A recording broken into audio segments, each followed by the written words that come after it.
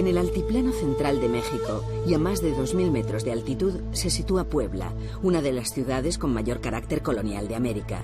La urbe se sumerge y se preserva dentro de un hermoso y fértil valle de cordilleras volcánicas que presiden dos conos dominantes, el Popocatépetl o montaña humeante y el Iztaccíhuatl, la mujer dormida. Ambos superan los 5000 metros de altura. Además de la bondad del lugar, también ayudó a la creación española de Puebla su ubicación geográfica en el camino entre la capital de la colonia, México, y el puerto principal, Veracruz. Sin embargo, en este valle propicio al asentamiento humano, diversas culturas precolombinas antecedieron al enclave colonial. En Cholula, a 7 kilómetros de Puebla, se encuentran los restos arqueológicos de lo que se considera la ciudad más antigua de México, pues su primera ocupación data del 2500 a.C. En el momento de la conquista era un importante centro comercial y una de las sedes del culto a Quetzalcóatl, la serpiente emplumada a la que se atribuye la creación de la cultura náhuatl y principal deidad de los toltecas, la civilización predominante en el México central antes del Imperio Azteca. La construcción más destacada es la Gran Pirámide, así llamada porque las dimensiones de su estructura son las más grandes de México. No obstante, no fue nunca terminada y hoy se esconde cubierta de tierra y un manto verde. En su cima se construyó el Santuario de los Remedios. Estos parajes fueron también atravesados por Hernán Cortés en 1519, cuando iniciaba su aventura conquistadora de México. Su presencia fue breve, ya que su objetivo, sin vacilaciones, era Tenochtitlán, la capital azteca.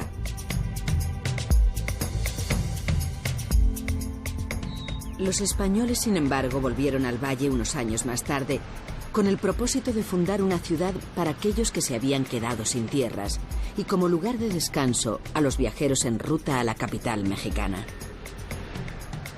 Esta ciudad es un excelente experimento del Nuevo Mundo. Se fundó en 1531, 10 años después de la conquista, para españoles. Esto es insólito en una tierra absolutamente indígena.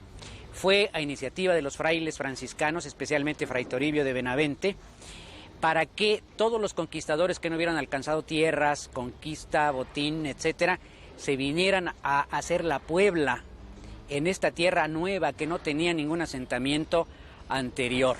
Esto fue aprobado por la corona y se estableció finalmente, como dije, en abril de 1531. El trazado primigenio de Puebla respondió cuidadosamente a la norma renacentista de la forma reticular de calles rectas, todas de 16 varas de ancho. Sobre esta cuadrícula se fue levantando una extraordinaria ciudad monumental que hoy conserva 72 templos de la época virreinal y 2.619 edificaciones catalogadas como de primer orden. En su simbología, un grupo de ángeles, pues dice la leyenda que estos, armados de cordeles, estacas e instrumentos agrimensores, dibujaron sus calles rectas. De ahí su nombre completo de Puebla de los Ángeles. Ya en su casco urbano, la Casa del Deán es uno de los edificios más antiguos. Construido en el siglo XVI, mantiene un aire renacentista, aunque anuncia el barroco, el estilo por excelencia de la Puebla colonial. Un estilo interpretado con los materiales y diseños propios como el ladrillo rojo, la talavera y las yeserías blancas.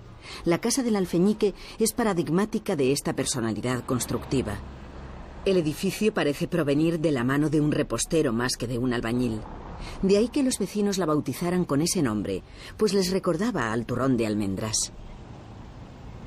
La Casa de las Muñecas es otra variación del juego constructivo con el ladrillo rojo oscuro, que forma una especie de estera que cubre la fachada, y el azulejo pintado según los cánones y la gracia de los maestros sevillanos y valencianos.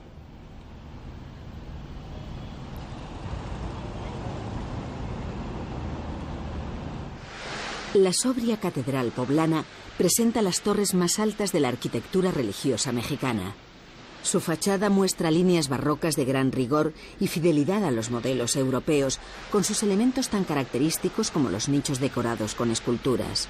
Sus rejas, coronadas de ángeles, son el resultado de las herrerías introducidas por los españoles. El impresionante templo de la Compañía de Jesús está realizado en piedra de cantería extraída del Cerro de Loreto, cercano a la ciudad, y de argamasa, la mezcla de cal y arena que, de tan blanqueada en esta ocasión, otorga a la fachada la apariencia de un encaje blanco.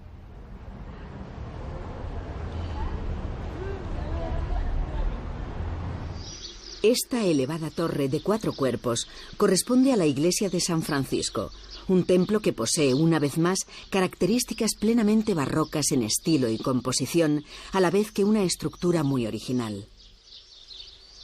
Los recubrimientos de ladrillo, los grandes tableros de azulejo y la cantera gris lo identifican como poblano.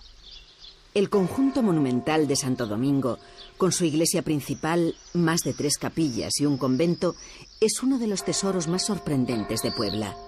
Entre otras razones porque alberga la Capilla del Rosario, un espectacular templo decorado en su totalidad con oro de hoja. Tanto su cúpula como sus muros no conocen tramo alguno sin ornamentación. Magnífica, opulenta y prodigiosa, esta capilla es un capricho de la arquitectura barroca tardía que contrapone a la seriedad y control de las formas europeas un estilo mucho más alegre y al mismo tiempo más ingenuo. Fue considerada en su tiempo como la 8ª maravilla de América.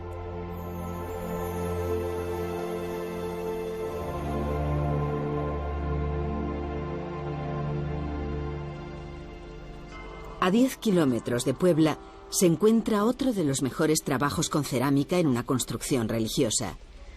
Es la iglesia de San Francisco de Acatepec, sobre la que se dice haber salido como una sola pieza del horno del alfarero. Su fachada está revestida de azulejo con esmalte metálico, combinado con estuco y cantería.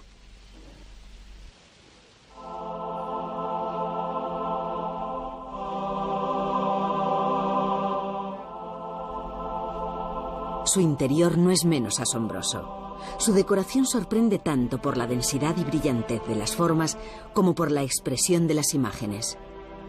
Está dedicada a la Encarnación, el alumbramiento del Hijo de Dios y a la formación de la Sagrada Familia.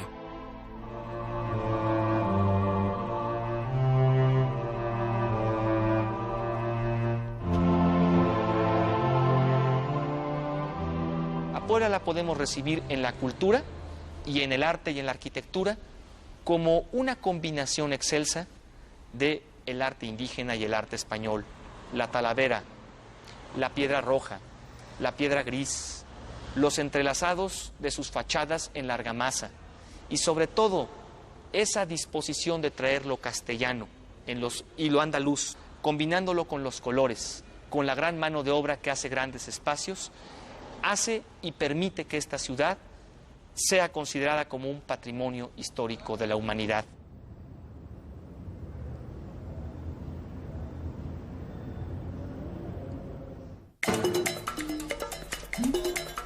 La población de Puebla supera los 2 millones de habitantes. Sus primeros colonizadores españoles imprimieron un marcado carácter de ciudad industrial y comercial al desarrollar los textiles, la cría del cerdo, la ebanistería, las fundiciones de hierro y vidrio y los talleres de loza y cerámica. Hoy es una ciudad moderna y un importante centro de industrias metalmecánicas y de automoción. Pero esa tradición de artesanías hispanas y el gusto por lo español no solo no se han perdido, sino que constituyen parte de sus mayores atractivos. El hecho de que la ciudad haya sido fundada para españoles hizo que sus habitantes se creyeran tales. Realmente nunca lo fueron. Los primeros colonos sí, pero sus hijos evidentemente pues fueron criollos y la mezcla con los indios de los barrios dio un mestizaje como en todas las ciudades del país. Lo curioso es que ahora que estamos a punto de entrar al siglo XXI, muchos de los habitantes de la ciudad se sienten como españoles. Justamente el año pasado tuvimos la visita de los reyes de España platicábamos con ellos y les decíamos esta idea de los poblanos de sentirse españoles, platicándoles un poco ese choque que se tiene con otros pueblos, con otras ciudades del país, a los que no les gusta que los poblanos se sientan como españoles. Platicamos eso un poco en broma, bajamos a la ciudad a visitar sus iglesias y las señoras se vestían con grandes mantones, con peinetas, sacaron estandartes de las imágenes de Covadonga, de Montserrat, de la Pilarica, en fin, parecería que estábamos en España. Había en los balcones banderas de España, echaban claveles y luego le gritaban, contrario a nuestra manera de hablar, pronunciando la G más fuerte, majestad, alteza, y cosas que le cayeron muy en gracia. Me apretaba el brazo como diciendo, mira, lo que me dijiste es absolutamente cierto, y ya habla justamente de esa idea de los poblanos. Aquí, hace unos años, cuando el Mundial en México, jugó España en la ciudad de Puebla, y bueno, yo creo que ni en Madrid o Barcelona ha tenido tanto apoyo, tanto entusiasta en el estadio, gritándole a España para que ganara. Bueno, lamentablemente perdió, pero esto nos habla de ese sentimiento pro-español que hay en esta ciudad, al contrario de las otras ciudades que tenemos en el país y en el continente. Los lazos afectivos entre españoles y poblanos se refuerzan con la colonia española, la segunda más importante de México, que cuenta con instituciones de gran solera. La Unión Española tiene data de 1800 y algo más o menos. Tiene más de un siglo de existir en esta ciudad. Básicamente, pues sirve de beneficencia, como su nombre lo dice. Es un sanatorio que atiende a los españoles y a las familias de los españoles en Puebla. Junto a la beneficencia española, y dependiendo de ella, pues está el Parque España de Puebla, que es esta institución en la que estamos. Existe también otro Parque España, con el número 2 que se llama. Existe el Círculo Español, que es un casino donde es actividad recreativa para jugar y pasar el tiempo, sobre todo los mayores, que son los que más vienen al Círculo Español. Tenemos también aquí en Puebla la Cámara Española de Comercio y la Agrupación Leonesa. Básicamente, esas son las instituciones españolas que hay en esta ciudad. Esta estatua, situada en el centro de la ciudad, simboliza el reconocimiento y agradecimiento a la hospitalidad que los poblanos han dado siempre a los españoles una vez consumada la independencia. La presencia de la noticia española, no solamente en El Sol, en todos los periódicos en México, siempre ha sido muy fuerte. De inicio nos une mucho España-México, y la información siempre de España nos es muy importante, en todos los sentidos, tanto deportiva, cultural, política, incluso en cuestiones un poco difíciles, como puede ser el terrorismo que se pueda vivir en su país en algunos momentos, pero siempre la información española juega un papel muy importante dentro de los diarios. Incluso hay gente de la misma colonia española que luego nos habla por teléfono para saber algo más de información, y pues es muy sólida esa presencia de la información española, de conocer España a través de su noticia, es muy, muy fuerte en México. En la historia colonial de Puebla hay un español destacado, el navarro don Juan de Palafox y Mendoza, obispo y virrey de la Nueva España, que fundó escuelas y hospitales, concluyó las obras de la catedral y dejó a la ciudad un fondo de 5.000 volúmenes para crear una biblioteca de textos clásicos. Construida en el siglo XVIII, la Biblioteca Palafoxiana alberga con sus 43.000 libros una de las mejores colecciones de teología, filosofía, catecismos y sagradas escrituras. Todas las obras están escritas en hebreo, latín, sánscrito, caldeo y griego. También se conservan textos en náhuatl, la principal lengua indígena de México. Otro personaje importante en la historia de Puebla, esta vez de la época independiente, es el general Ignacio Zaragoza, cuya memoria ha quedado para siempre unida a la derrota que los mexicanos infligieron a las tropas francesas el 5 de mayo de 1862. Ministro de la guerra con el presidente Juárez, Zaragoza asumió la defensa militar frente a la invasión gala. El gobierno francés, con la excusa de que México se negaba a pagar su deuda externa, decidió invadir el país para así ganar nuevas posiciones a su imperio colonial. Al mando de 2.000 campesinos, Zaragoza hizo frente en Puebla a 6.000 hombres perfectamente entrenados. A pesar de la desventaja, la guerrilla mexicana obligó a la retirada de las tropas francesas. Aunque México cayó bajo su control un año más tarde, el 5 de mayo, fiesta nacional, simboliza el derecho a la autodeterminación y la soberanía.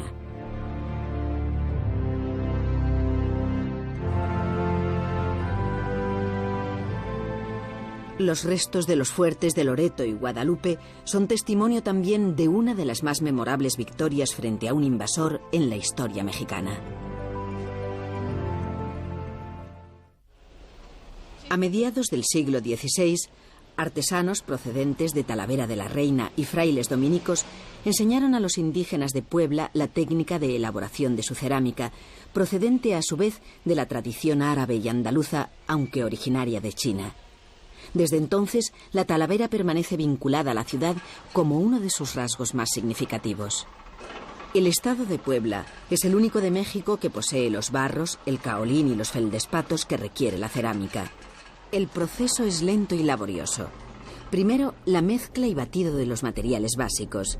Después, su secado hasta que la mezcla adquiere la plasticidad adecuada para ser trabajada en el torno del alfarero.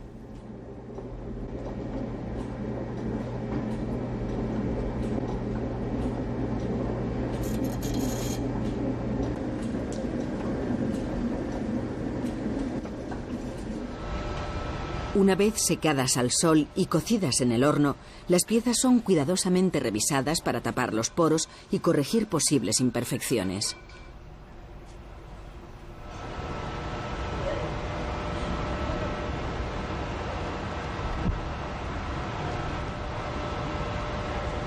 A continuación, se dibujan o estampan los motivos decorativos mediante unas plantillas ajustadas a la forma de cada pieza.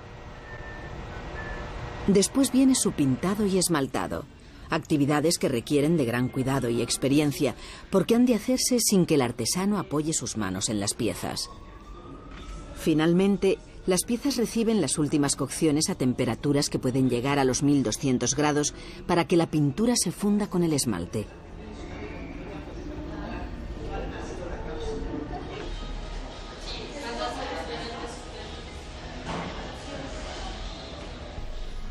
Mientras la Talavera española ha sufrido diversas evoluciones y ha abandonado en parte la decoración en azul cobalto y los motivos florales y animales chinescos, en Puebla se mantiene la denominación de origen y se preservan con fidelidad tanto los procedimientos originales de elaboración de la cerámica como sus diseños decorativos.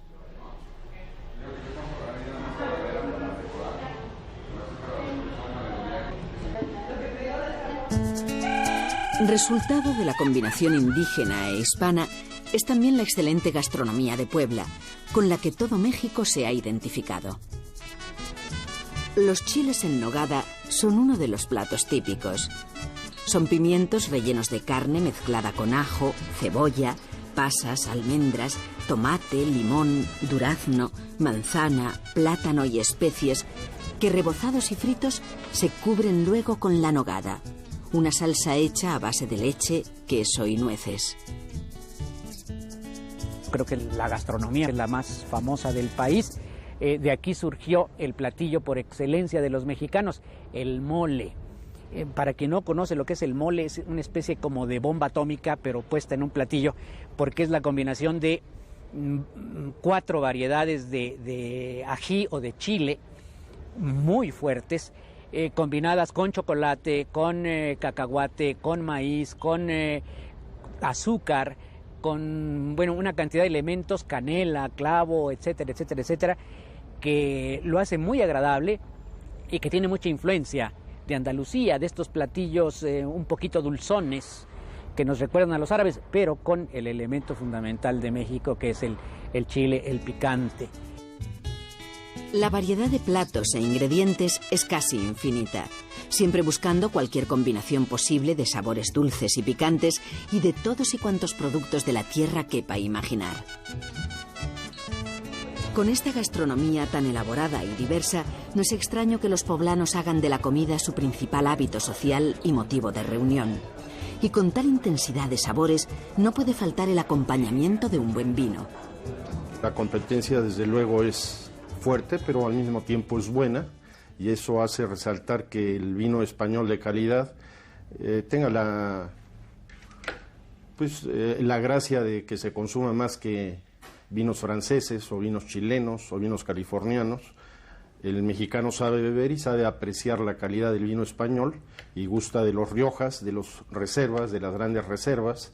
Aquí en Puebla en particular ha tenido un éxito fabuloso el vino de León, de Valdevimbre, el Don Suero, por su cuerpo, por ser un vino de mucha categoría, de mucho cuerpo, y que va con tanto la comida internacional como la nacional, los platillos típicos de Puebla, que son moles, etcétera, van muy bien acompañados de un vino leonés que tiene mucho cuerpo y mucha fuerza. La Puebla de Los Ángeles, de los artistas, yeseros, alarifes, plateros, alfareros, gastrónomos, industriales, comerciantes y también de indígenas españoles y mestizos. Su ciudad, sus tradiciones, sus costumbres y su mirada al frente hablan por sí mismos de la esencia de su ser poblano. No podrá Puebla nunca negar esa huella de hispanidad que hoy se encuentra visiblemente en sus iglesias, en sus patios, en su comida, en su baile y sobre todo en esa gracia muy andaluza y muy castellana que vemos reflejada en su centro histórico. Por eso Puebla orgullosamente es patrimonio histórico de la humanidad. Repito, por esa gran influencia española que se mezcla tenuemente con la cultura indígena y que da para lo que en España, quienes nos han visitado y quienes nos conocen, como una cultura alegre, viva, abierta y cálida. Por eso Puebla es una ciudad orgullosamente hispana.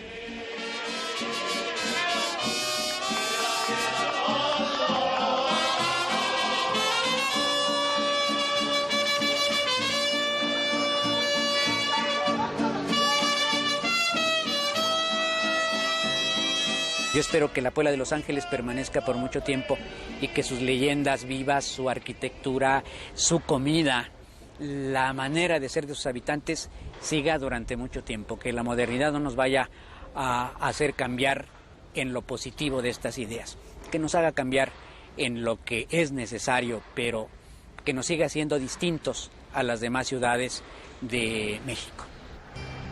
Puebla encara el futuro desde su posición de salida como tercera ciudad más importante del interior de México. Una base industrial consolidada, más de 20 universidades, una excelente infraestructura turística y el carácter paciente y bienhumorado de sus habitantes parecen asegurarle una transición confiada hacia el mañana.